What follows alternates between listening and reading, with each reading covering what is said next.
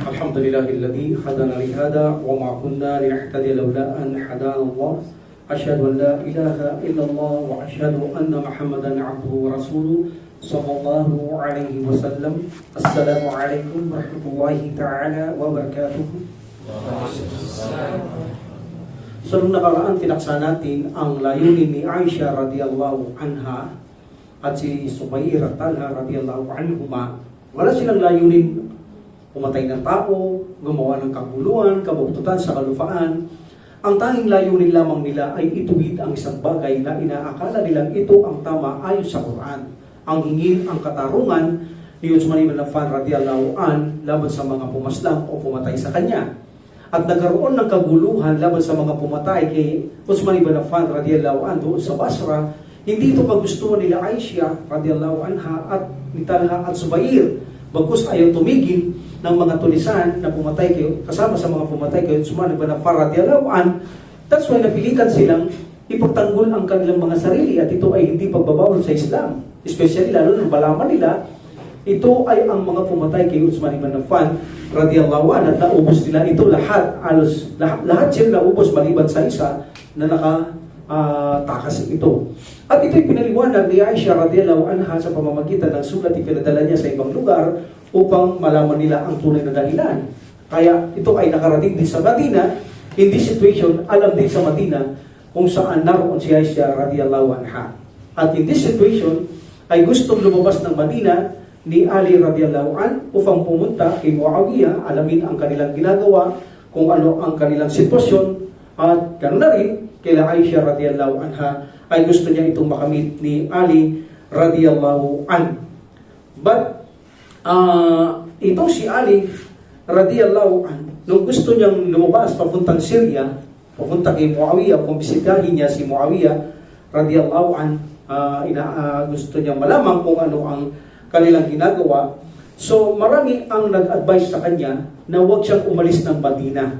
Alam kasi ng mga sahaba na medyo mayroon conflict ang paghaharap na ito ng mga kamusliman dahil sanhi ng pagkamatay ni Uthman ibn Affan. And that's why ayaw nilang lumabas dahil nag-aalala sila na maaaring hindi na siya makabalik sa Madina, si Ali radiyallahu anhu. That's why sabi ni Abu Ayyub al-Ansari, sabi niya, o Khalifa, sabi niya, o Amir Mu'minin, manatili ka lamang dito sa Madina sa kalupaan because ito ang Madina, ang ating lugar na kung saan maaaring magbigay ng proteksyon sa atin, ang lugar ng Propeta Muhammad sallallahu alaihi wasallam kung saan siya nagpunta mula sa Makkah to Madina, at nandito rin ang kanyang libingan at ang kanyang mimbar at ang puso ng Islam.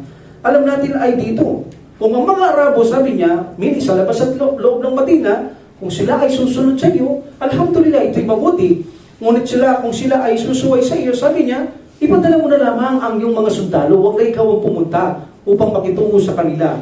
Ay ipadala mo ang iyong mga sundalo. Gayon pa masabi niya, kung ikaw ay napipilitan talaga na puparsan, dapat ka lumabas, at saka mo na lamang gawin. Pero ngayon, hindi ka persado lumabas, magpadala ka na lamang ng iyong mga gobernador, mga iyong sundalo, sa mga lugar na nais mong puntahan, upang sa ganun sila ang umasikaso at ipaalam na lamang sa iyo kung ano ang nangyayari. So, nagpadala siya ng mga gobernador sa bawat lugar. Hindi ko natatapikin ito kung sino mga gobernador na ipadadala niya sa bawat mga bansa o lugar, no? Okay, so nagpadala siya sa Bandarit Sabi, nagpadala siya ng mga gobernador upang malaman ang mga nangyayari sa bawat lugar.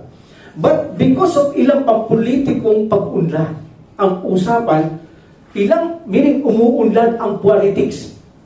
Remember, ang politics, kapag pinasukan mo ang reliyong Islam, hindi ka marunong, magkakagulo ito, magkakaroon ng gulo. That's why sa pag-unlad ng pampulitikong pag-unlad, umunlad ng pampulitikong gawain. Okay, dito in this situation, si Ali radiyallahu an ay nagpwersa siyang lumabas ng Madina. So dito ay wala na talagang makakaawat sa kanya. Dahil gusto niya nang ayusin ang lahat ng gusot sa kanyang panahon, hindi niya ibig sabihin na wala siyang gagawin sa ganitong mga sitwasyon. Anong klase siyang namumuno, sabi niya nga sa sarili niya, o kaya sa kanyang anak na si Al-Hasan radiyallahu an, anong silbi ko kung ako hindi gagalaw? Sinong gagawa nito? Akong namumuno, ako'y napoy. That's why, lalabas siya sa Madina tungo sa ibang lugar tulad ng Kufa, tulad ng Basra, tulad ng Syria, ay pupunta si Ali radiyallahu an. At dito nga, alam nila, nandoon si Aisha radiyallahu an, Talha at Subayr radiyallahu anhuma sa Basra. Alam ito ni Ali because sumulat si Aisha radiyallahu anha sa gulong nangyari doon.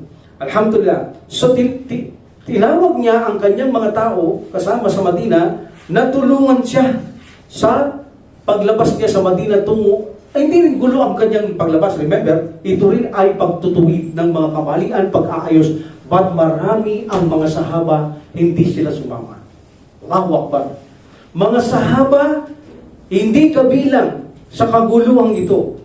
Remember, ilan lamang sa mga sahaba ang kasama sa kaguluhang itong Battle of Camel. Okay? So, marami nga ang sahaba, yung companions talaga ng Prophet sallallahu alaihi wasallam, we know the sahaba, yung nakausap, nakita nila, nakasama ang Prophet sallallahu alaihi wasallam. Marami sa kanila ang nag-atubili na sumama kay Ali radiyallahu an, meaning hindi sila sumama kay Ali radiyallahu an.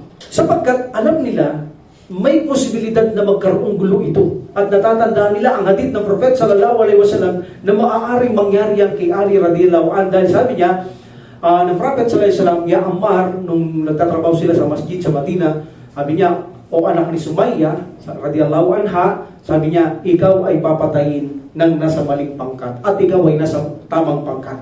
So dito iniisip nila, dito maaaring posibilidad na magkagulo ito. That's why nagatubili silang hindi sumama, katwiran ng mga sahaba, yaong kanilang mga pinaghirapang jihad, pinaghirapang mga mabubuting gawa, paglilingkod sa subhanahu wa ta'ala, pagtitiis, pagtitimpi, mag-isang kanilang paglalakbay, pag-isra, alis sa Makkah, punta Madina, lahat. Iniisip nilang baka mawalang silbi lamang ang lahat na ito at maglamo kapag sila ay sumama kay Ali radiyallahu an. That's why hindi sila sumama. Ilan sa mga sahaba, alam natin, pagpatay kay Uthman ibn Affan radiyallahu an, umalis na sila ng Madina. Alhamdulillah. Allahu Akbar. Immediately, pagkamatay ni Uthman ibn Affan radiyallahu an at pagkatapos ng libing, marami ng sahaba ang malis sa Madina. Almost nagpunta sila sa Makkah. Even lang mga asawa ng Prophet sallallahu alaihi wasallam hindi na nagbalik sa Madina. Nang malaman nila napatay si Uthman ibn Affan radiyallahu an, nag-stay na rin din sila sa Makkah like Aisha radiyallahu anha. So meaning maraming sahaba ngayon ang nawawala sa Madina. At gayon pa man, ang mga sahabang natira sa Madina, nung mapatay si Uthman ibn Affan radiyallahu an, nanatili lang sa kanilang bahay. Sila ay hindi lumalabas ng bahay. Sila ay nasa bahay lamang. Ang mga sahaba ng Propeta Muhammad sallallahu alaihi wasallam. Meaning, ang nakakaharap ni Ali radiyallahu an, hindi ang mga sahaba. Yes, nagbigay sila ng pledge. But pagkatapos ng pledge, hindi sila lumalabas ng bahay. Anong ginagawa nila sa kanilang mga bahay? So nagpapakita sila na kung saan malungkot sila. Yes, tanggap nilang kadar. But nagpapakita sila na malungkot ang pangyayari kay Uthman ibn Affan radiyallahu an. Pangalawa, walang justice ang pagpatay sa kanya. That's why nanatili silang tahimik sa kanilang mga tahanan. Actually, si Abu Umayyad As-Sa'idi Al-Ansari, kasama ito sa nakipaglaban sa Badar, radiyallahu an, ipinakita niya ang kanyang kalungkutan o paglulumbay sa pagkamatay ni Uthman ibn Affan radiyallahu an. Anong sabi niya? O Allah, sabi niya, O Allah, subhanahu wa ta'ala, ako ay sumusumpa sa iyo. Kailanman ay hindi ako tatawa. Sabi niya, hindi ako tatawa, ya Allah. Sabi niya, hanggang sa makatagpo kita. Allahu Akbar. Ganito katindi ang kanilang pakikiramay sa pagkamatay ni Uthman ibn Affan radiyallahu an. Can you imagine, sasabihin niya ito? Ya Allah, sumpa man sa iyo, hindi ako tatawa hanggang hindi kita makatagpo. Meaning hanggang sa mamatay ako, hindi na ako tatawa, Ya Allah. Allahu Akbar. Ganon sila ang mga sahaba ng Prophet sallallahu alaihi wasallam, na natili sila sa kanilang mga tahanan at hindi na sila lumalabas sa kanilang tahanan mula nung nangyari ang pagpatay at pagkatapos ng pagbigay ng pledge kay Ali radiyallahu an. Alhamdulillah. So in this situation, sabi ni Ashabi, sabi niya, walang sahaba ang sumama sa magkabilang panig. Either kay Aisha, either kay Uthman ibn Affan radiyallahu an, maliban lang sa apat. Apat lang na sahaba ang nandito sa Battle of Camel, because this is the first battle na mangyayari sa panahon na ito. Battle of Camel. Malalaman niyo bakit tinawag itong Battle of Camel. Apat lang na sahaba. Dalawa sa kabila kay Aisha radiyallahu anha, Talha and Sumayr radiyallahu anhuma. Dalawa dito kay Ali and Ammar. Dalawa lang. So meaning apat lang na sahaba, magkabilang balik, dalawa lamang ang mayroon sa magaganap na kaguluhan ito in Battle of Camel. But actually, hindi ito talaga guluda ng mga Muslim. Makikita natin kung paano pinaningas ng mga Sabaisim ang gulong ito. Makikita nyo ito. Hindi ito kagusto ng Muslim. Actually, pinaypayan ng mga Sabaisim ang apoy na ito para lumaki ang gulo sa magkabilang panig kila Aisha radhiyallahu anha at saka kay Ali radhiyallahu anhu. Meaning, Talha Zubair sa kabila, Ammar Ali radhiyallahu anhu sa kabila. 4 na sahaba lamang ang narito. Walang sahaba ang sumama sa kanila. At karamihan dito, mga tulisan ang kasama ni Ali radhiyallahu anhu. Yaong mga pumatay na natitira kay Uthman ibn Affan radhiyallahu anhu, like Abdullah ibn Sabah, the founder of Sabaisim, yan, kasama ni Ali radhiyallahu anhu. Meaning, mga walang respeto at walang galang sa mga sahaba ang kasama ni Ali radhiyallahu anhu. But hindi ibig sabihin ay gusto ito ni Ali. No, may plano din patayin lahat ito ni Ali, but may gusto siyang gawin muna bago niya gawaran ng kamatayan lahat ng mga taong ito ni Ali radhiyallahu anhu. Gusto rin naman niya itong patayin. Gusto niya rin bigyan katwiran si Uthman ibn Affan radhiyallahu anhu. Ngunit may iba siyang katwiran kaysa sa katwiran ni Muawiyah at Aisha radhiyallahu anha. So, sino man magsabi, sabi ni Ashabi, na mayroon pang ibang sahaba at pagkatapos banggatin ang 4 na ito, ay siya ay sinungaling. Sabi ni Ashabi. Meaning, 4 lang na sahaba. Bagamat meron kasi sa report na 7 companions ang kasama sa digmaan ito. Alhamdulillah. So, in this situation, si Ali radhiyallahu anhu, konti lang ang kasama niyang lumabas sa Madina. At wala talagang mga sahaba na katulad niya, na kasama ng Propeta Muhammad sallallahu alaihi wasallam. Konti ang kanyang kasama, at ang kanyang kasama ay hindi talaga maging kay Allah subhanahu wa ta'ala. And then, si Abdullah ibn Salam, sabi niya, Ya Amir Mu'minin, sabi niya, kumpanyo dito ng Propeta Muhammad sallallahu alaihi wasallam, sinusubukan niyang awatin si Ali radhiyallahu anhu. Sabi niya, baka maaaring palitan mo ba ang iyong isip? Sabi niya, magbago ka ng isip, huwag ka nang umalis dito. Sabi niya kay Ali radhiyallahu anhu. Nagpapakita si Abdullah ibn Salam radhiyallahu anhu ng kanyang pagpapakita bang nangangamba siya para sa buhay ni Ali radhiyallahu anhu sa pag-alis niyang ito. Actually, sinabi niya, ako ay nangangamba sa iyo na maaaring makapatay ka o mapatay ka ng espada. Sabi niya sa kanya. At sabi niya, nangangamba rin ako na hindi ka nababalik kapag iniwanan mo ang mimbar ng Propeta Muhammad sallallahu alaihi wasallam, ay hindi ka nababalik dito.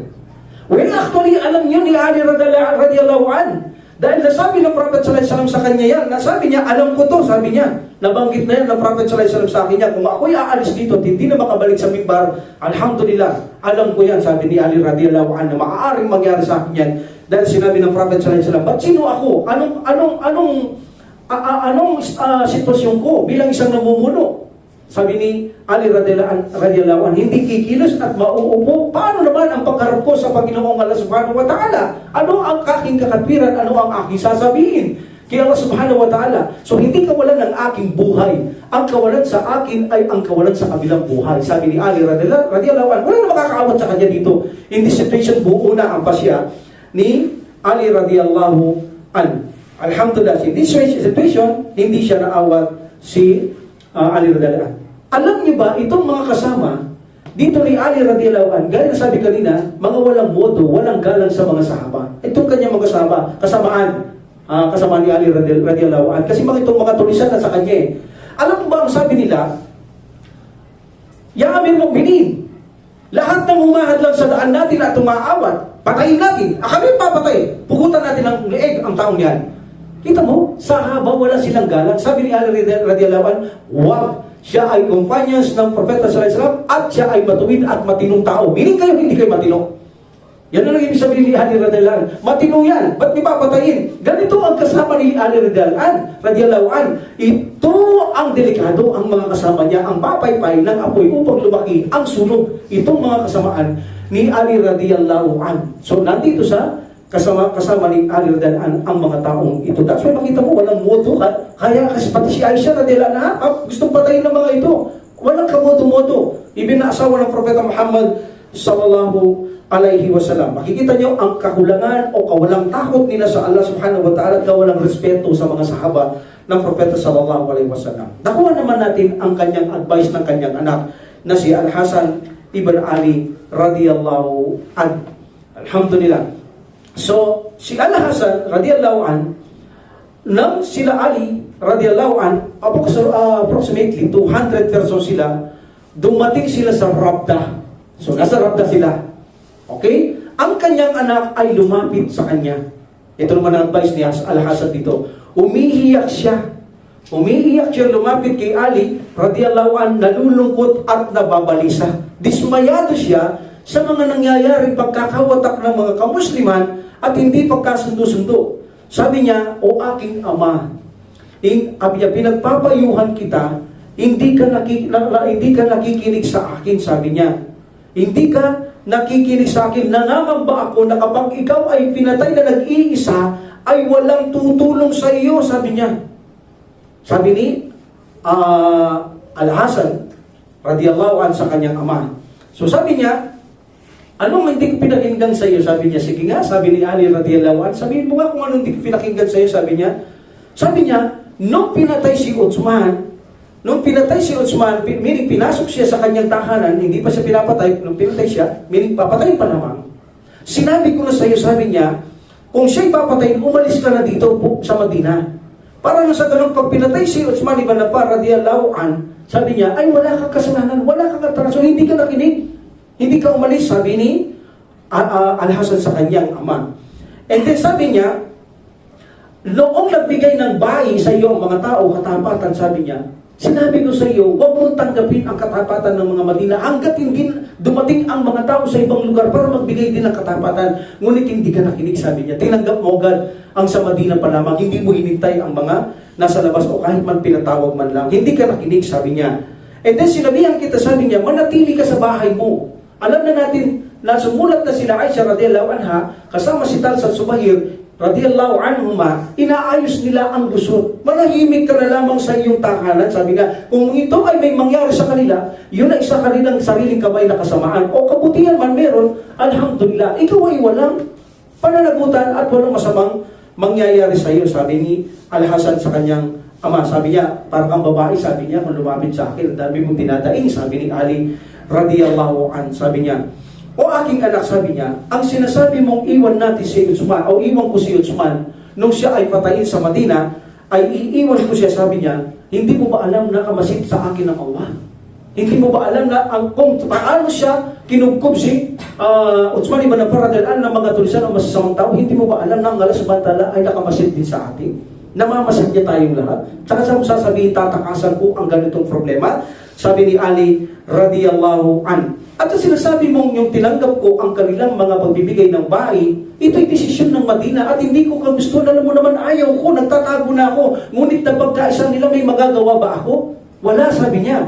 That's why, naobliga akong tanggapin ito para lamang sa kapakanan ng ating mga kapatid sa pananampalataya. Hindi maaaring walang namumuno, magkakaroon ng lalo ng kaguluhan, sabi ni Ali radiyallahu an. At yung sinasabi mo kay Talha, Zubair, na inaayos nila ang mga gusot hanggang sa makamit nila ang katarungan at makamit nila ang pag-uutos sa Mata na dapat gawin, sabi niya, kung ako ay mananahimik sa bahay, sabi niya, aragabyado naman ako. Sabi ni Ali radiyallahu an, pakiramdam ko wala akong kwentang tao, pakiramdam ko wala akong nagawang mabuti, hindi nakamit ang anumang dapat makamit. Sabi ni Ali radhiyallahu anhu, bilang isang namumuno, kung ako'y mananatili sa aking sa aking tahanan, paano ang aking tungkulin? Sabi ni Ali radhiyallahu anhu sa kanyang anak, sino ang gusto mong maging ako? Sabi ni Ali radhiyallahu anhu, sino ang gusto mong maging ako? Sabi niya sa kanyang anak, anong gusto mong gawin? Tulad ba ako ng isang napapalagiran lamang ng hena? Na parang henang napapaligiran, na walang magawa at sumisigaw ako na walang nakikinig sa akin, walang magawa ako, ganun ang gusto mo sa akin, manahimik na walang ginagawa, paano ako sa araw ng paghukom? Sabi niya kay Al-Hasan ni Ali radiyallahu anhu. Hindi sa attitude ni Ali radiyallahu anhu, talagang wala na makakapigil sa kanya, tuloy na ang kanyang plano. In this situation, from Rabda, nandoon sila, inimok ni Ali radiyallahu anhu, kukunti lang sila na kung saan ang mga taong Kufa, nagpadala siya ng envoy niya doon, mga sugo para humingi ng tulong. Ang Amir Mu'minin, pinasasabi ni Ali radiyallahu anhu na si Muhammad ibn Abi Bakar. Muhammad ibn Abi Bakar, muntik na ito kasama sa pagpatay kay Utsman ibn Affan radiyallahu anhu. Sino ito? Anak ni Abu Bakar ito. Kapatid ni Aisha radiyallahu anhu. Muhammad ibn Abi Bakar. So inutos ito ni Ali radiyallahu anhu. Kaya itong patunay na hindi pinatay, hindi kasama si Muhammad. Patunay ito, bakit? Kasi lahat ng mga taong pumatay kay Utsman ibn Affan radiyallahu anhu, ayaw niya ni Ali radiyallahu anhu at hindi niya bibigyan pamumuno. Ba't ito binigyan niya pamumuno ito si Muhammad ibn Abi Bakar? Okay? And then si Muhammad ibn Ja'far. Dalawa ito. Pinadala niya sa Kufa, sa kanyang gobernador na itinayo ni Ali radiyallahu anhu, upang tawagin ng mga tao na tulungan siya kay Abu Musa al-Ash'ari. Si Abu Musa al-Ash'ari ang gobernador ng Kufa. Alam niyo ba, instead na sumama sila kay Ali radiyallahu anhu, pinahina niya ang loob ng mga tao. Hindi ito ayaw sumunod kay Ali radiyallahu anhu. Sahaba ito, marunong ito. Alam nila ang pwede mangyari dito dahil marami silang narinig kay Prophet sallallahu alaihi wasallam. Anong sabi niya sa mga taong Kufa? Sabi niya, huwag kayong lumabas na makipag-away o sumama kay Ali, magtutulod siya ng gulo. Kita mo, alam niya timano. Okay, let's say, inshallah. Dahil kasi sinabi nila ito, alam nila na sinabi ng Prophet sallallahu alaihi wasallam, dalawang pangkat ang magkakaroon ng gulo dito At dito ang malakas na sapantahan nila, ito ang time na magkakaroon ng gulo. Dahil si Utsman ibn Affan, sinabi niya bago mamatay, kapag pinatay niyo ako, tandaan niyo, sabi niya, kailanman ay hindi na kayo magkakasundo, magkakaroon na kayo pagkakawatak-watak, at hindi na magtitigil lang inyong pagkakahiba-hiba hanggang sa kayo magpatayan. Alam ni Utsman ibn Affan radiyallahu anhu. That's why alam nila. Kaya sabi ni Abu Musa al-Ash'ari radiyallahu anhu, huwag kayong sasama, huwag kayong pumunta kay Ali dahil ayaw ko sumunod. Hindi, natin siya, nag-pledge tayo sa kanya, hindi dahil sa ganun, dahil magkakaroon ng kaguluhan yan. Meaning, kapag nagkaroon ng kaguluhan, maaaring makapatay kayo ng mga Muslim, maaaring ang inyong mga pinagsumikapang mga buting gawa, mga jihad, ay maaaring mapulbos ito sa harapan ng Allah subhanahu wa ta'ala. That's why hindi na kumbinsi ito ni Ali radiyallahu anhu ng kanyang mga isinugo. Alhamdulillah, in this situation, si Ali ay pumunta sila sa lugar ng Dukhar. After the Rabda, pumunta sila sa Dukhar at nagkampo sila doon 8 days. Okay? Pagkatapos silang umalis sa Madina. Okay. In this situation, mayroon na silang almost 900 men. 900 men.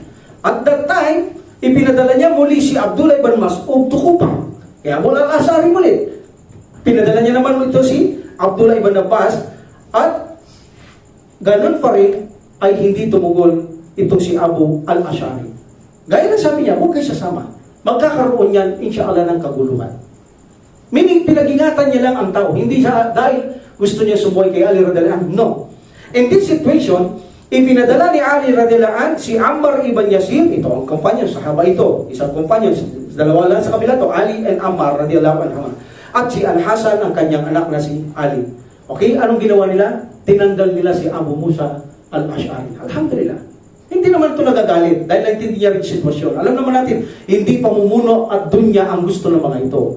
Puro mga, unang-una sa reliyon ng samantala at mga kapakanan ng kanilang kapatid sa pananampalataya. Kanya-kanya sila dito mga opinion So in this situation, tinanggal si Abu Musa al-Ash'ari kung saan pinalit si Karda ibn Ka'ab na gobernador. In this situation, pagkapalit ni Abu Musa al-Ash'ari ay gumawa ng papel si Al-Qaqa. Hindi lang magaling sa digmaan si Al-Qaqa. Magaling din itong magsalita si Al-Qaqa. Sabi niya, gumanap ito ng malaking papel si Al-Qaqa radiyallahu anhu. So, kinumbinsi niya ang mga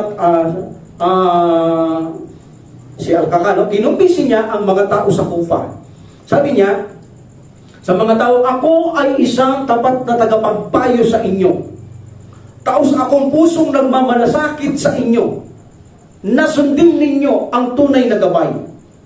At sasabihin ko sa inyo ang totoo, na dapat na walang ka-alternibo dito, walang pagbabago at walang pagpapalit. Mayroon tayong namumuno na dapat niyang ayusin ang gulo. Siya ang dapat mag-ayos ng gulong ito. At lalong may karapatan na ayusin niya ang anumang gulo. Sabi ni Al-Qaqa sa mga tao. So sabi niya, suportahan natin ang Amir Mu'minin sa mga taong gumagawa ng masama. Okay, gumagawa ng masama, natural, suportahan ng Amir radiyallahu an. And then, In this situation, nakumbisi ni Al-Kaka ang mga tao na tungkulin nilang sundin ang isang namumuno hanggat hindi ito sumusuway kay Allah subhanahu wa ta'ala hanggang kamatayan, dahil ito'y obligasyon ng mga taong nagbigay ng katapatan kay Ali radiyallahu an. In this situation, tumugol sila sa panawagan ni Al-Kaka na tulungan si Ali radiyallahu an. So many people in Kufa ay nag-response na sila. Nung si Abu al-Ash'ari, hindi sila nag-response. Ngayon, nag-response na sila, pinalitan si Abu Musa al-Ash'ari. In this situation, 2,000 men. At 2,000 men ang sumama din from Basra naman. From Kufa, mga tao sumama. From Basra, 2,000 men kung nasaan nandoon din sila, Aisha radiyallahu anha. So meron din doon sa mga Basra na sumama kay Ali radiyallahu an. From the tribe ng Abdul Qais. Tribe ng Abdul Qais from Basra, 2,000 men ang sumama sa kanila at mga iba pang mga tribo. So meaning, dumami na rin ang mga tao sumama kay Ali radiyallahu an. Maging sa Persia, maging sa ibang lugar, ay sumama na kay Ali radiyallahu an.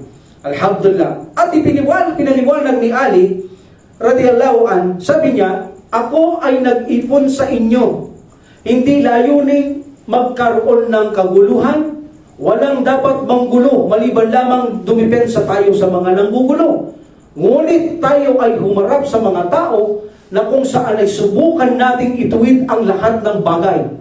Kung sila ay hindi makapagtimpi at hindi makapagtiis, ay magtimpi tayo at lumayo at tayahan natin bigyan ang kanilang karapatan at katwiran kung ano ang nais nilang gawin. Walang layuning pagpatay, walang layunin na pagsalakay, walang layunin masama, kundi ang kabutihan lamang ang ating magiging layunin, sapagkat ang Muslim ay hindi niya dapat saktan ng kanyang kapatid na Muslim, sabi ni Ali radiyallahu anhu. In this situation, si Abu Rifa, sabi niya, O Amir Mu'minin, ano ang gusto mo? Sabi niya, ano ang ibig mong sabihin? Sabi niya na dapat nating ituwid ang mga bagay. Yes, sabi niya, dapat nating ituwid ang mga bagay tulad, sabi niya, pagkakawatak-watak natin. Hindi tayo nagkakasundo because of the problem na pagkamatay ni Utsman ibn Affan radiyallahu an. At marami pang iba na dapat natin ayusin at saka natin igawad ang katarungan kay Utsman ibn Affan radiyallahu an, sabi ni Ali radiyallahu an. So, sabi niya, halimbawa sila ay tumugon, tinanggap nila, tumugon sila, sabi ni Ali radiyallahu an, okay, that is good. Alhamdulillah, kung sila ay tutugon sa ating kagustuhan. But sabi ni Abu Rifa, paano kung hindi sila tumugon? Amir Mu'minin, sabi niya, iiwanan natin sila. Yan ang sabi niya kanina, iiwanan natin sila. Kung hindi sila tumugon, magtimpi tayo. Iwanan natin sila. Hayaan natin sila bigyan ng karapatan at hanapin ang katarungang inahanap nila. So sabi dito, yan ay kanilang karapatan. Sabi ni Ali radiyallahu anhu, yan ay kanilang karapatan. Kaya maging mapagtimpi tayo na hanapin nila ang inaakala nilang tama at makatarungan. Alam nila, matalino si Aisha radiyallahu anha. Pinakamatalino yan eh. Iba na kay Umar, iba na kay Utsman, iba na kay Ali. Pinakamatalino yan si Aisha radiyallahu anha. Kaya kumbinsido si Ali na hindi gagalaw yan si Aisha radiyallahu anha na ito ay hindi katanggap-tanggap. That's why sabi niya, iwanan natin bigyan ng karapatan dahil mayroon silang karapatan upang hanapin ang matuwid at katarungan, sabi niya. Paano sabi niya? Iniwan na natin sila. Ya Amir Mu'minin. Ngunit sila ay nagpasumila ng pagsiklab ng mga hindi magagandang bagay. Sabi niya, didepensa lamang tayo. Ngunit hanggat maaari, sabi ni Ali radhiyallahu anhu, hindi naman mangyari sa ating pahintulutan ng Allah. Hindi naman pahintulutan ng Allah subhanahu wa ta'ala sa atin ito. Kung mangyari hindi maiwasan, didepensa tayo. At alam natin ang hadith, ang taong mga nagdepensa lamang sa kanilang sarili ay mga martir. Sabi ni Ali radiyallahu anhu. Sabi niya, pinahanga mo ako sa iyong salita, Amir Mu'minin. Sabi niya, pahahangain din kita sa aking mga gawa. Sabi ni Abu Rafi, Ibn Malik al-Ajjan al-Ash'ari kay Amir Mu'minin. So in this situation, ang mga tao sa Kufa, kabilang ang mga Al-Awar, Ibn Banan, Al-Mangkari, nagtanong din kay Ali radiyallahu anhu. Sabi nila, Ya Amir Mu'minin, sabi niya, kami ay maaari bang magtanong sa inyo? Sa iyo, sabi niya. Sabi niya, tanong kayo, sabi ni Ali radiyallahu anhu, So ano talaga ang reason natin? No, iba-ibang tanong. Ano ba ang reason natin sa ating lakad na ito, sabi niya? So ang reason natin, sabi niya, ilagay ang nagugusot o ituwid, ayusin ang mga bagay na kung saan mayroong mga pagkakamali at mga gusot at pagbuklodin natin ang mga Muslim, tanggalin ang puot at galit sa bawat isa, sabi ni Ali radiyallahu anhu. Sabi niya, ya Amir Mu'minin, sabi nila, I hope na Allah subhanahu wa ta'ala ay pagbukulirin niya tayo, sabi niya. Paano, sabi niya, kung nagkaroon ng away o kaguluhan, sabi niya, hindi tayo makikipaggulo hanggat hindi nila tayo giglo at didepensa lang tayo, sabi ni Ali radiyallahu anhu. Pero kung hindi sila naggugulo, wala akong pinag-uutos kahit na isa sa inyo na kayo ay manggulo. Wala, sabi ni Ali radiyallahu anhu. Ang pakay natin, inuulit ko, ituwid lamang ang mga bagay, pagbuklurin ang magkakapatid sa pananampalataya. At ito ang sinabi ni Ali radiyallahu anhu sa kanya. In this situation, so ang layunin ni Ali radiyallahu anhu ay ituwid lamang ang mga bagay-bagay. At alam natin, si Zubair at Talha radiyallahu anhu, kasama si Aisha radiyallahu anha, ganun din ang kanilang lahat, ituwid din ang mga kamalian. Meaning, ito ay from Quran and Sunnah. So parehong maganda ang kanilang layunin. Parehong for the sake of Allah subhanahu wa ta'ala ang kanilang layunin. That's why nung tinanong si Ali radiyallahu anhu, paano Rasulullah kung mga matay tayo? Paano Amir Mu'minin kung mga matay man tayo, sabi niya? Kung mga matay man tayo, nakadepende yan sa ating intention. Kung ang intention nila ay for the sake of Allah, papasok sila ng paraiso. Kung ang intention natin for the sake of Allah at mamatay tayo, papasok tayo ng paraiso, sabi ni Ali radiyallahu anhu. Alam ko ang lakad nila for the sake of Allah. Alam din ng Allah ang lakad for the sake of Allah. Meaning for the sake of Allah ang ating ginagawa. Paano tayo hindi papasok sa paraiso kung may mangyari mang posibilidad na kaguluhan sa atin na hindi natin inaasahan, na pareho natin ijtihada na nasa tama tayo. That's why depende sa layunin o intensyon, sabi ni Ali radiyallahu anhu, ang sino mang mawala ng buhay kapag pinahintulot ng Allah subhanahu wa ta'ala in this situation. So in this situation, si Ali radiyallahu anhu ay nag-move siya, pumunta siya sa Basra. Meaning nandun sila Aisha radiyallahu anha, sila Zubair at Talha radiyallahu anhu. So nagpunta sila doon. Okay? So pagkatapos niya mag-stay sa Dulkar, sila ay pumunta ng Basra. Okay. In this situation, sinabi niya sa mga tao, inulit niya, malapit tayo kila Aisha radiyallahu anha, wala akong ipinag-uutos na anumang pananakit ng dila o kamay sa kabilang panig. Ipinagbabawal ko, as Amir Mu'minin, obligado kayong makinig sa akin. Sabi ni, kasi nandun sa kabila niya yung mga tulisan eh. Kaya palaging paalala si Ali radiyallahu anhu, baka sila ang magsilbing maggulo, magbigay ng kaguluhan itong mga tulisan nito. Totoo naman yun. Iyan ang magbibigay ng kaguluhan, yung nasa loob ni Ali radiyallahu anhu, na kung saan pinangangambaan din ni Ali radiyallahu anhu, ito ang may malaking posibilidad na gumawa ng kalokohan dahil sila ang pumatay kay Uthman ibn Affan radiyallahu anhu. Dadakuhan natin to. Inshallah, itutuloy ko dito para hindi kayo mabitin dito. Inshallah. Alhamdulillah. So in this situation, si Imran ibn Husayn, actually namagitan ito. Ayun sinasabi natin, nakaraan tatlong grupo ang nangyari dito. Grupo kay Aisha radiyallahu anha, at grupo kay Ali. O kaya naman Aisha, kasama rin Muawiyah, at yung gitna, hindi nakialam. Tulad ng mga sahaba na iwan. Because hindi nila alam, nalilito sila kung sino ang tama. Ayaw nila i-sakripisyo ang kanilang buhay na kung saan mawalan sa isay lahat ng pinaghirapan. That's why, mas pinili nila ang nasa gitna. In this situation, isa dito si Imran ibn Husayn, na kung saan bawat panig nagpadala siya ng imboy na kung saan pinasasabi niya na huwag silang mag-away. Sikapin ang magkaroon ng pagkakasundo, pagkakabuklod, at huwag silang magkaroon ng kaguluhan. At pinasabi pa niya, sabi niya, alam niyo ba, sabi niya sa kanyang pinadalang mga sugo na nagsasalita, alam niyo ba, sabi niya, pinasasabi ni Imran ibn Husayn, na mas nanaisin niya pa na maging alipin, na siya ay maging alipin ng mga Abisinya, na magpastol ng tupa kahit sa bundok, kahit sa matarik na bundok, kahit nag-iisa, hanggang sa madatnan siya ng kamatayan, kaysa sumapi kayo sa ganyan at magkaroon ng kaguluhan at umulan ng pana at sibat at magkaroon ng kamatayan, ay mas gusto ko pa, sabi ni Imran ibn Husayn, na maging alipin na lamang ng isang Abyssinia kahit na ako ay nasa tuktok ng bundok kaysa sa sumama sa ganyan. Dahil may posibilidad na magkaroon ng kaguluhan yan, sabi niya. That's why, hinimok niya sa mga sugo niya na sabihin niyong pilit na kung agad maaari ay walang gulo at ayusin ang mga gusto hanggat maaari. In this situation, si Al-Kaka, ito na naman, Al-Kaka, Ibn Amir at Tamimi, isinubo siya ni Ali radiyallahu anhu. Kanino? Kila Zubair at kay Talha. Okay? Actually, malapit lang sila. Malapit lang sila Ali radiyallahu anhu, Aisha radiyallahu anha, at Ali radiyallahu anhu. So sinubo niya si Al-Kaka. Alam niya, Al-Kaka, magaling magsalita ito. Hindi lang magaling sa gera to, hindi lang matapang ito. Itong si Al-Kaka, alam natin sa panahon ni Abu Bakar radiyallahu anhu, sabi niya, nung nagpadala siya ng reinforcement, dagdag tao, isa lang pinadala niya, si Al-Kaka.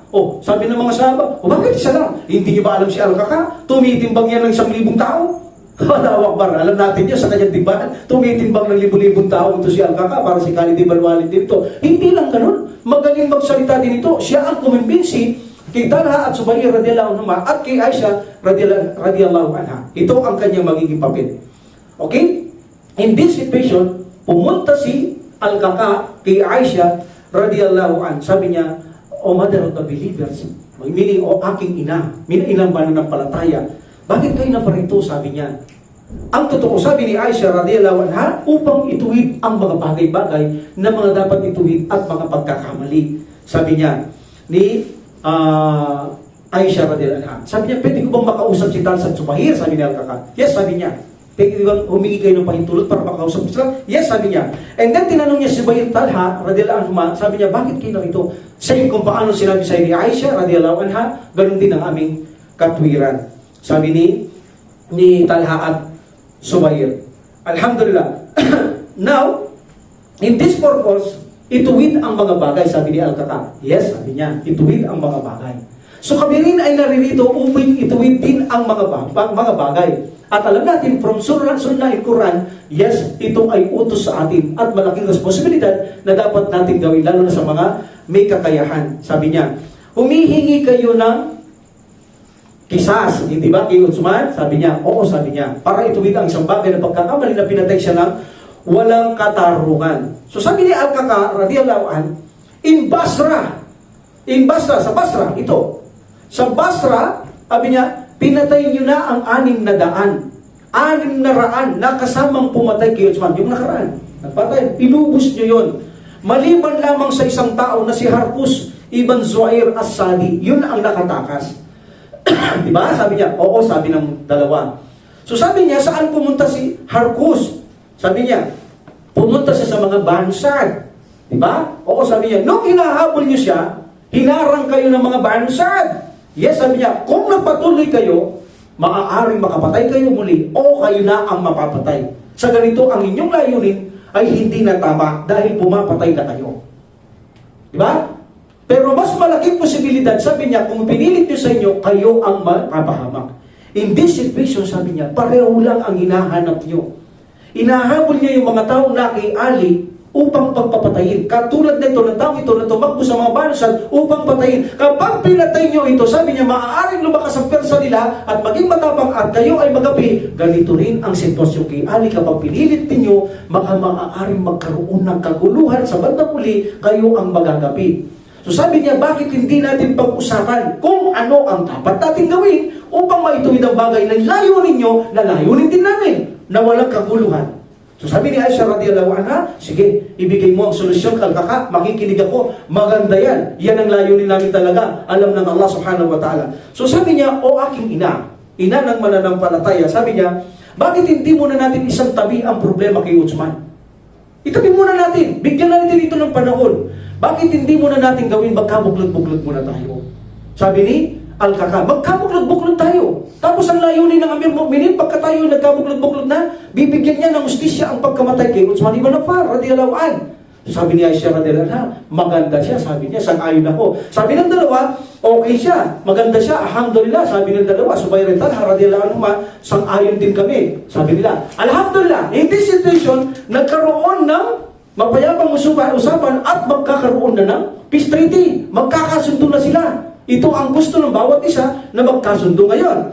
In this situation, bumalik si Al-Qaqa kay Ali radhiyallahu anhu, na kung saan, sabi niya, nagtagumpay. Allahu Akbar, alhamdulillah. Ya Amir Mu'minin, alhamdulillah, sa tulong ng Allah subhanahu wa ta'ala, ay pumayag silang makipagkasundo na tayo, at pagka naayos natin lahat ng gusto, at saka natin bigyan ng katarungan yung hinahanap nila, alhamdulillah, gaya ng gusto mo, Amir Mu'minin. Allahu Akbar, sabi ni Ali radhiyallahu anhu.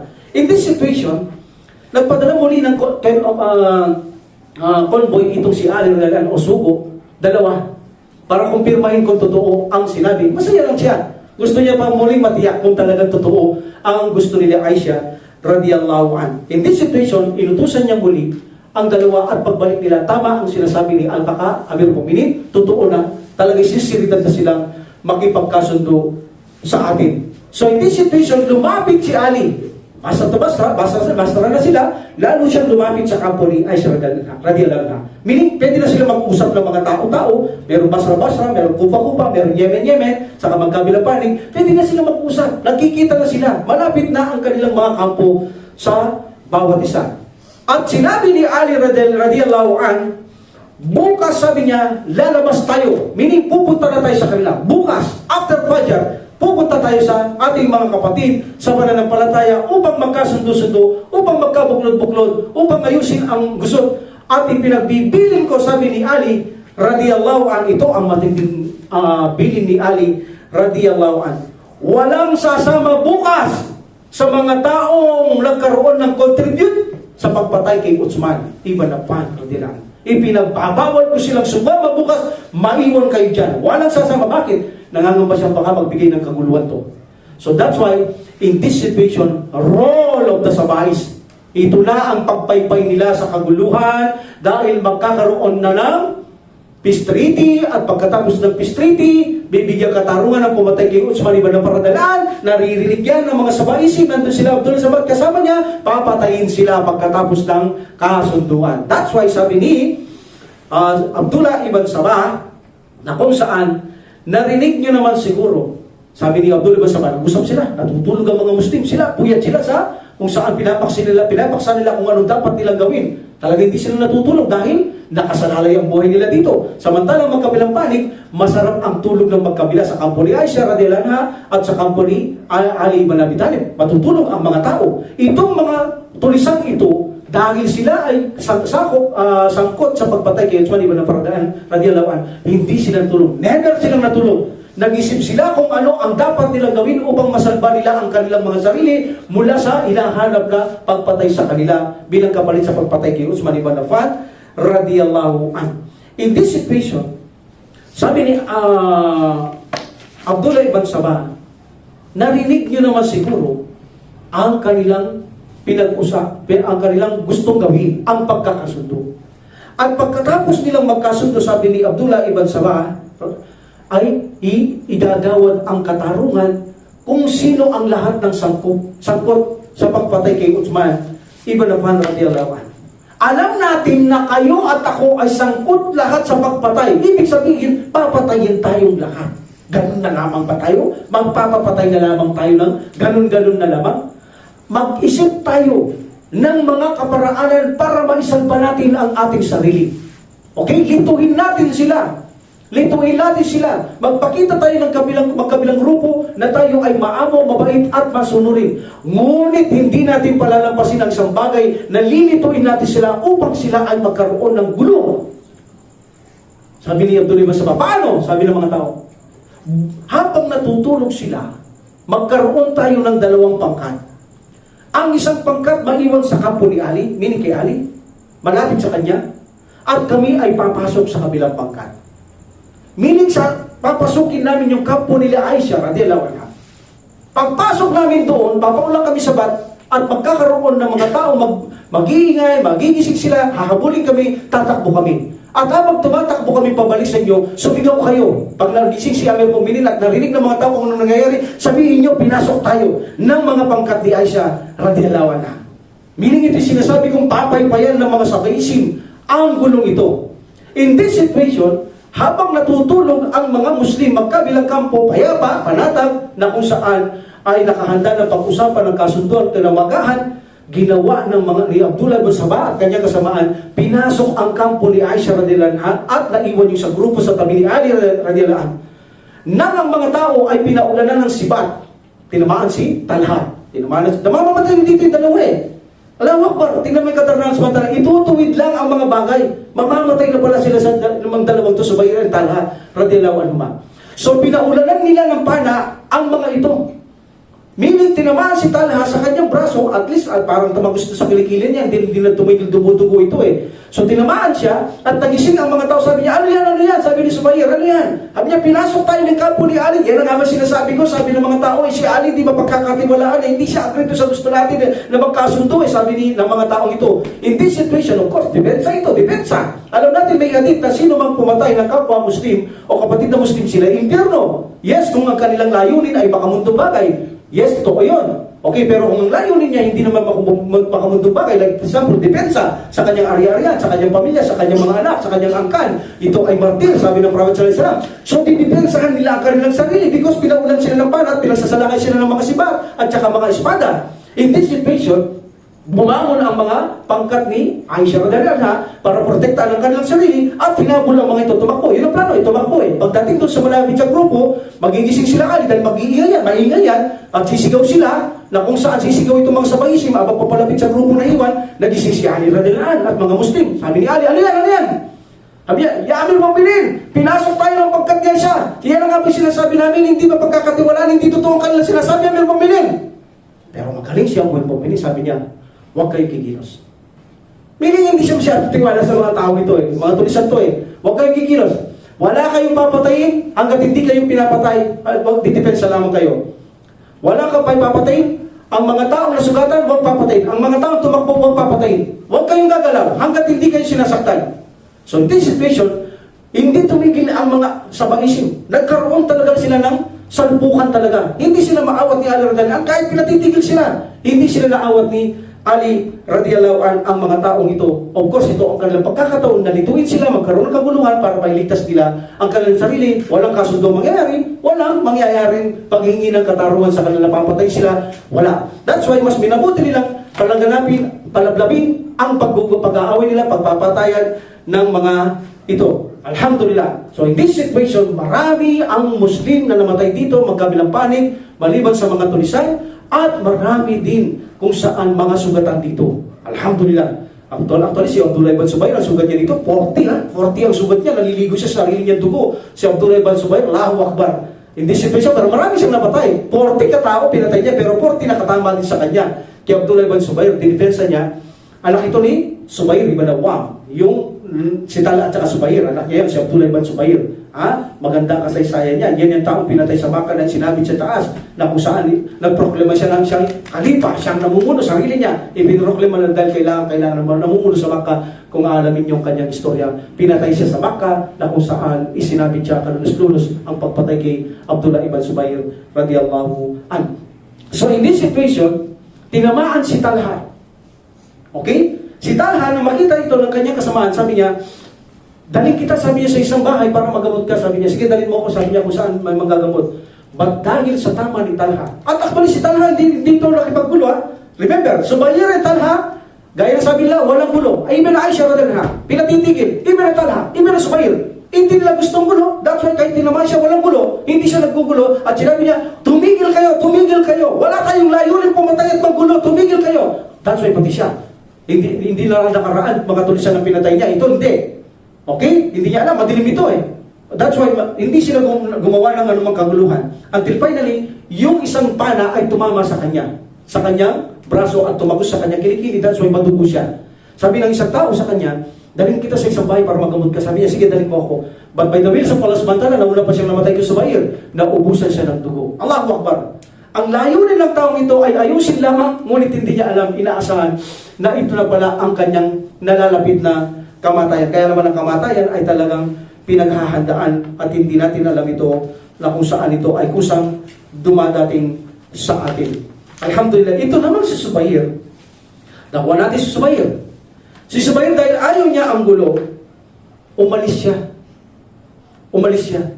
Meaning umalis siya. Ayaw makinig ng tao ay tumigil. Hindi gulong hanap niya. Umalis siya, meaning iniwanan niya ang gulo.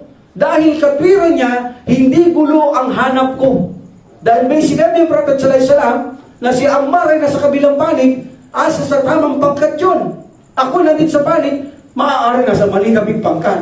Kaya sabi niya sa anak niya, anak, sabi niya, ayoko yung ginagawa natin, ayoko yung gulong ito. Bayaran mo na lamang ang utang ko sakaling mapatay ako. Alam ko, nararamdaman ako, ang mga tuso at tulisan na yan ay hindi ako lulubayan at maaaring siya na mamatay ako. Pinagbibiling ko ang utang ko sa iyo na bayaran mo, sabi ni Zubair sa kanyang anak. Alam niyo ba, si Zubair ay umalis ito. Umalis siya. Meaning, iniwan niya ang labanan.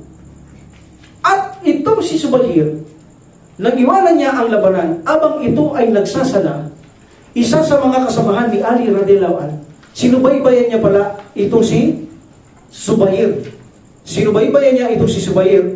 At nang masubaybayan niya si Zubair, nakita niya nagsasala si Zubair, meaning, alone na naman, nag-isa na si Zubair. Bakit tumaya siya? Hindi niya gusto yung, nung mangyari doon, bahala sila. Habang nagsasala siya, pinatay ito ng kasamahan ni Ali radhiyallahu anhu. Ganon siyang namatay. Iniwan niya yung gulo, ayaw niyang gulo, walang layunin. Ngayon pala, ang isa sa mga kasamaan ni Ali radhiyallahu anhu ay susundan niya ito kung saan nang masundan niya at nagsasala, walang kalaban-laban ang brother na ito, ang sagsahaba na ito, habang nakaharap siya kay Allah subhanahu wa ta'ala, pinatay niya si Zubair ibn Awwam. Okay? Ito si Ibn Jarmus ang pumatay sa kanya. Isang tulisan na kasama ng mga pumatay kay Uthman ibn Affan. So in this situation, kinuha niya ang espada ni Zubair at dinala niya kay Ali radhiyallahu anhu. Pinabigay niya, meaning nasa pinto siya. Ipinararating niya na napatay niya si Zubair. Inaakala ni Ibn Jarmus na matutuwa ang kalifa sa kanyang napatay niya si Ibn Zubair. Alam niyo ba ang nangyari? Nang makita ni Ali radhiyallahu anhu ang espada, alam niya, kilala niya. Inalikan niya at umiyak si Ali radhiyallahu anhu. Bakit? Sabi niya, ang espadang ito ang unang-unang inilabas sa panahon ng sugo, na kung saan unang-unang espada na inilabas sa panahon ng Prophet sallallahu alaihi wasallam. Si Zubair ibn Awwam, nung siya bata-bata pa, nag-embrace siya, nang malaman niya pinatay ang Prophet sallallahu alaihi wasallam ng mga Quraysh, ito ang unang taong nilabas niya ang espada sa murang edad. Napapatay siya kahit sino Quraysh na sasagana sa kanya ulalaban. Sapagkat nalaman niyang pinatay ang Prophet sallallahu alaihi wasallam. At nakita niya ang Prophet sallallahu alaihi wasallam sa isang bundok. Sabi niya, Ya Rasulullah, buhay pala kayo. Sabi niya, bakit? Nangyari? Sabi niya, Ya Rasulullah, nabilitaan ko, pinatay kayo. That's why sabi niya, papatay ko lahat ng Quraysh at pinagtuwa siya ng Prophet sallallahu alaihi wasallam. Sabi ni Ali radhiyallahu anhu, inalikan niya, ito ang unang espada na lumabas sa panahon ng Propeta Muhammad sallallahu alaihi wasallam upang ipagtanggol ang mahal na Propeta sallallahu alaihi wasallam. And then sinabi niya, sabihin nyo sa taong yan na pumatay kay Zubair na nasa labas, ibalita nyo sa kanya ang impyerno ng apoy, sabi ni Ali radhiyallahu anhu, sapagkat pumatay siya nang walang kakatarungan sa isang kasamaan ng Propeta Muhammad sallallahu alaihi wasallam. So ganun nilang pinatay si Ali radhiyallahu anhu. Si Zubair ibn Awwam radhiyallahu anhu ng tulisang ito. Sinundan niya pa. Sinabi na ni Ali radhiyallahu anhu, huwag niyong papatayin ang mga sugatan, huwag niyong papatayin ang mga tumalikod at umalis. Ito hindi na nakialam sa gulo, sinundan niya pa ito. Pinatay niya pa ito nang walang kalaban-laban at pinatay niya kahit nagsasala sa harapan ng Allah subhanahu wa ta'ala ang taong ito. Subhanallah. That's why ang mga taong ito, wala sila talagang galang at modo sa mga sahaba ng Propeta Muhammad sallallahu alaihi wasallam. Even na kahit na sa asawa ng Propeta Muhammad sallallahu alaihi wasallam. Dakuha natin ang first round ng Battle of Camel. This ay Battle of Camel. Kaya tinawag itong Battle of Camel. Nasa gitna ang kamelyo ni Aisha radhiyallahu anha na binigay sa kanya na pinaulanan ito ng pana. Alam niyo ba yung kanyang parang bahay na nakalagay sa kanyang kamelyo? Tapos may kortina yun, nandun sa loob siya. Doon pinagpapanayan at gustong patay si Aisha radhiyallahu anha. Sa gitna ito ng gera, sa digmaan. That's why tinawag itong Battle of Camel. Mamaya, inshallah, dagdagan natin ang paliwanag tungkol dito. Okay? So dito pinaigting ng mga disciples, pinaigting ng mga sabaisim ang kaguluhan. Meaning talagang ayaw nila itong tigilan para magpatay ng mga Muslim at hindi na matuloy ang kanilang pagkaareglo o pagkakasundo. Hindi na sila mabibigyan ng katarungan, hindi muna ayusin muna nila ang gulo. Meaning, kailangan ayusin nila muna, pagkasundo muna, para mahingi ng katarungan pagpatay kayo sa maniman na paradalan. Pero paano ba ito? Nagpatayan ng mga ito. That's why, sila ang may pakanaan na paypayan nila ang isang apoy upang mapalaki ang apoy na ito sa ganitong sitwasyon na digmaan. Okay. Tinawag itong Battle of Camel. Okay? Because si Aisha radiyallahu anha, the mother of the believers, ay nasa gitna siya ng mga nag-aaway. This is first round, battle. May second round kasi ito. Okay? In first round of the Battle of Camel, nasa gitna siya. Meaning, abang siya nasa gitna, ay nagkakaroon ng patayan. At actually, pinaulanan din ng pana ang sakay ni Aisha na kamelyo at yung kanya parang bahay na nakalapatong doon sa kanyang kamelyo. Nandun siya sa loob. Pero hindi siya namatay, alhamdulillah, hindi siya tinatamaan doon sa loob si Aisha radhiyallahu anha, kapagkat walang tumatagos, bumabaon lang doon sa kanyang parang tirahan na maliit na bahay na nakasakay sa kamelyo. Okay? Ito ibigay ni Purmbaka ni Ya'la ibn Umayya ang kamelyong ito. Alhamdulillah. So ang battle na ito, nangyari ito Friday, 16 Jumada at Thaniya, 36 after Hijrah. Tinatawag ang lugar na kung saan area ng Sabuka, malapit sa Basra. Sabuka, malapit sa Basra. Dito sinabi ni Aisha radhiyallahu anha, sabi niya, tumigil kayo, huwag kayong magpatayan. Medyo madalim eh. Hindi natin hangarin ang magpatayan, ang hangarin natin ay magkasundo na kinawagaan. Bakit anong nangyari? Wala silang alam eh, wala silang idea. Bakit nagkagulo? Ang alam nila, ipinagutos ng Ali, napasukin sila. At alam naman ni Ali sa kabila, hindi ganon. Hindi naman na naniniwala pumasok ang mga kay Aisha. Siya sabi niya, huwag kayong gumalaw. Hindi ako naniniwala basta sa mga taong to. Palagay ko, ibig sabihin palagay niya ito gumawa yung mga kasamahan niya. Kaya ayaw niyang isama kayo numagahan niya. Diba? Pagkakaroon ng kasunduan. Kaya sabi niya, bukas pupunta tayo kay Aisha at walang sasama sa sino man sumama sa pagpatay kayo sa maniman na paradalan. So meaning kahit isa sa kanila walang sasama dahil mayroong siyang idea si Ali radhiyallahu anhu. Nagsususpend siya sa mga tao na maaaring gumawa ito ng mga kaguluhan. Alhamdulillah, in this situation, in first round, namatay si Talha, namatay si Subayr, radiyallahu anhu. Remember, hindi nakipag-away ito, kundi sumisigaw na huwag kayong mag-away, huwag niyong patayin ang mga tumakbo, huwag niyong patayin ang mga sugatan, like Ali, radiyallahu anhu, ganun ang kanila. Walang patayan ang kanilang hangarin, kundi ang ayusin ituwid lamang ang mga bagay na alam nilang mga mali. In this situation, namatay silang dalawang sahaba. Si Minik, dalawa na lang ang buhay. Ammar and Ali, radiyallahu anhuma, ang nabubuhay ng mga sahaba. So, ang isa, kinamatay niya, tinamaan siya ng pana, na walang kalaban-laban, dahil madilim, umuulan ng pana, nasibat siya. At ang isa, abang siya ay nagsasala, si Sumayr, pinatay siya nitong tulisang kasama ni Ali, radiyallahu anhu. So, in this situation, nakapatay ng ang mga kasama ni Ali radhiyallahu anhu ng dalawang sahaba, Subayr and Talha. Alhamdulillah, sila ay naging martir by the will of Allah subhanahu wa ta'ala, sapagkat alam natin, hindi naman nila plano ang pumatay at makipaglaban. That is the first round. Okay? Nagkaroon ng tigmaan, tumakbo yung mga tao, balik kay Ali. Pagkatapos yung isang grupo kay Ali, sabi na, ano yan? Sabi ni Ali, sabi niya, meron minute, pinasok tayo ng pagkat nila Aisha. Sabi ko na nga ba, hindi ka nitiwala sa mga taong yan, yan, pinasok tayo. Sabi ni Ali, wag niyong patulan muna. Wala akong order, huwag kayong papatol hanggat hindi ginagalaw. Ngunit ang mga ito, mga sabay sila, hindi man nakikinig kay Ali radiyallahu anhu ang mga taong ito. That is the first round. Marami ang mga namatay sa magkabilang panig. But first round, nanalo ang kay Ali radiyallahu anhu. Nanalo sila. Napagkat napakaraming namatay sa mga kasamaan ni Aisha radhiyallahu anha.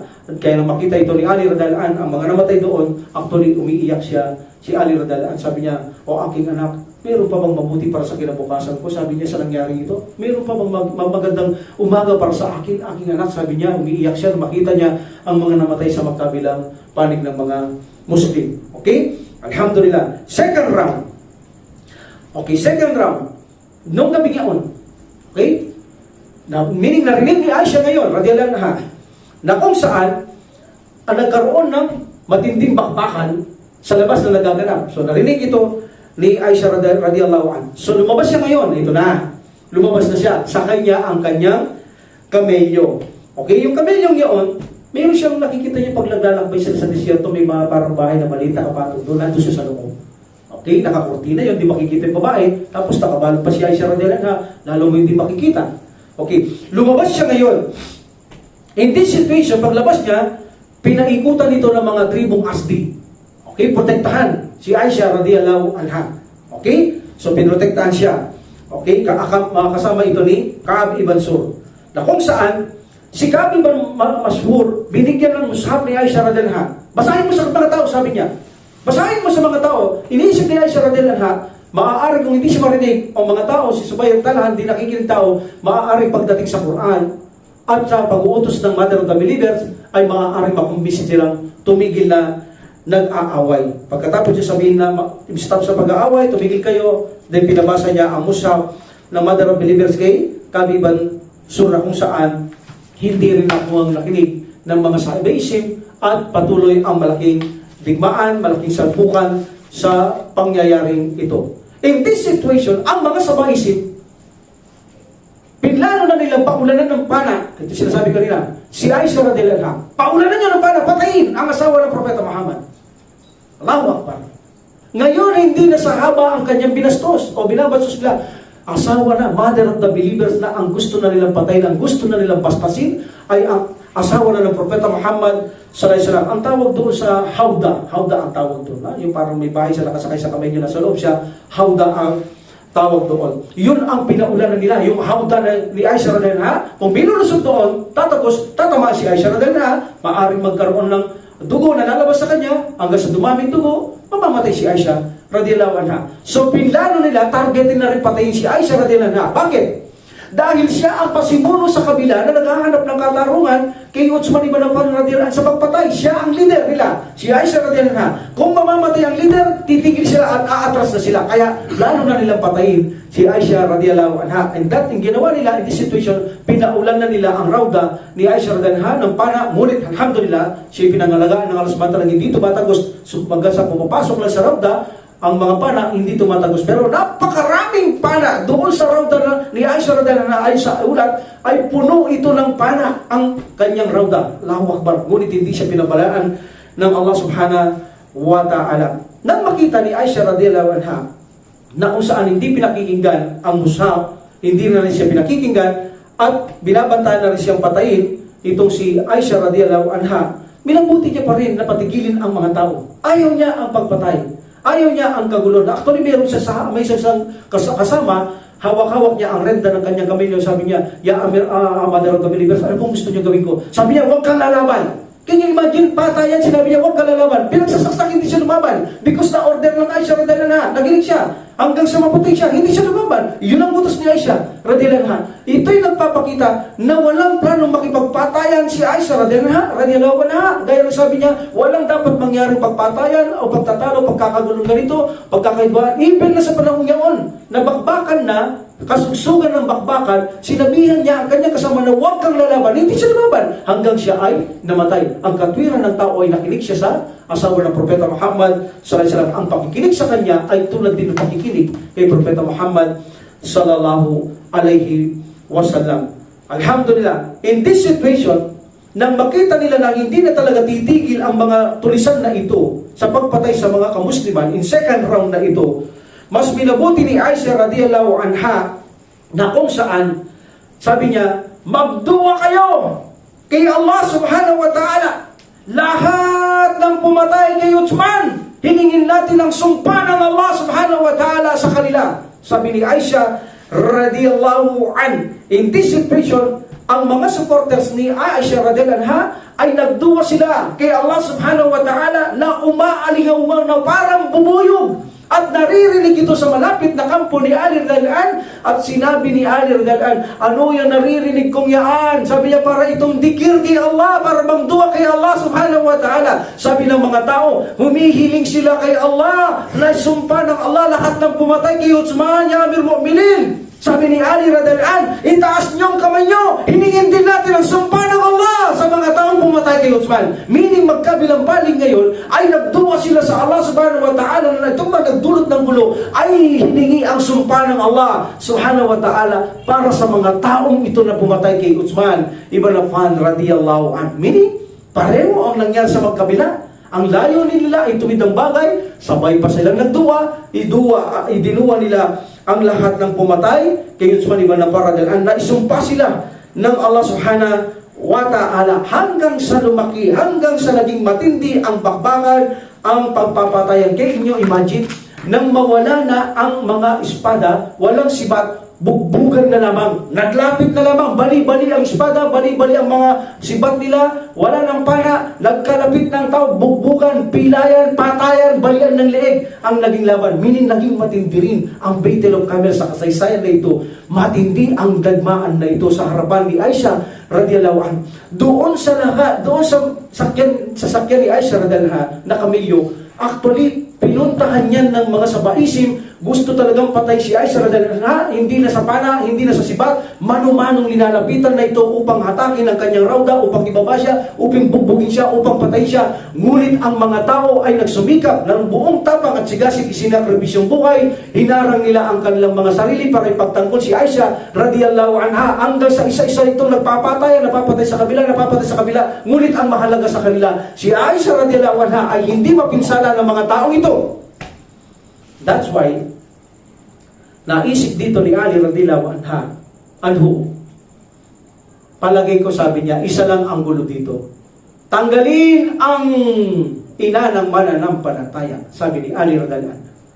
Tanggalin ang ina ng mananampalataya. Meaning siya ang nagiging dahilan sa palagay ko kung bakit lalong nagiging masiklab ang gulo, dahil dinidepensahan siya. Ipinaglalaban ang mother of the believers. Kaya't ipinag-uutos ko, natanggalin ang ina ng mananampalataya, kunin ninyo at dalhin sa bahay ko. Meaning doon sa kanya tinitirahan. Dalhin nyo doon, panatiliin nyo siyang ligtas. Huwag nyo sasaktan ang ina ng mananampalataya. Walang mananakit. Ang sino mang lalapit na pumatay sa kanya, ipagtanggol nyo siya, kunin nyo siya. At sa palagay ko, pag nakuha nyo, matitigil ang gulo. In this situation, ay pinakuha ni Ali radhiyallahu anhu, kabilang sa kumuha sa kanyang kapatid na si Aisha, sa kabilang kumuha kay Aisha radhiyallahu anha, ang kanyang kapatid na si Muhammad ibn Abi Bakar. So kinuha nila ito at dinala sa bahay na kung saan sinasabi ni Ali radhiyallahu anhu kung saan siya dadalhin. Alhamdulillah, ito ay bahay ni Abdullah, no, ibn Badil, kung saan pinagdala doon sa tinitirahan ni Aisha, samantala ni Ali radhiyallahu anhu. Sabi niya, dalhin niyo sa bahay ni Abdullah ibn Badil, kung the mother of the believers. In this situation, pagkuha nila kay Aisha radhiyallahu anha, umatras na kay Aisha. Meaning tumigil na. Sabi ni Ali, Allahu Akbar. Alhamdulillah, sabi ko na nga ba, kung bakit hindi sila tumitigil, ay pinagtatanggol nila si Aisha. At kung bakit naman hindi tumitigil dito, punteriyan lang patay si Aisha, radhiyallahu anha. That's why, isa lang ang problema. Sabi ni Ali, tanggalin siya, magkabilang panig, titigil. Yun ngayon ang nangyari. Pagkatanggal kay Aisha radhiyallahu anha, umatras na ang magkabilang panig dahil wala nang papatay nitong mga sabaisim at wala na rin ipagtatanggol ang magkabila, tumigil sila. Kaya sabi ni Ali radhiyallahu anhu, sabi ko na nga ba, ang dahilan, insyaAllah, iyon ang dahilan, si Mother of the Believers, ang dahilan kung bakit hindi na natigil ang kaguluhan. This is the Battle of Camel. Alhamdulillah, ipagpapatuloy natin sa susunod ang story ni Ali radhiyallahu anhu. Wa akhiru da'wati alhamdulillah rabbil alamin wa salatu wa salam ala rasulillah. Subhanaka allahumma wa bihamdika asyhadu an la ilaha illa anta astaghfiruka wa atubu ilaik. Assalamualaikum warahmatullahi wabarakatuh. Waalaikumsalam. Allahu Allahu Allahu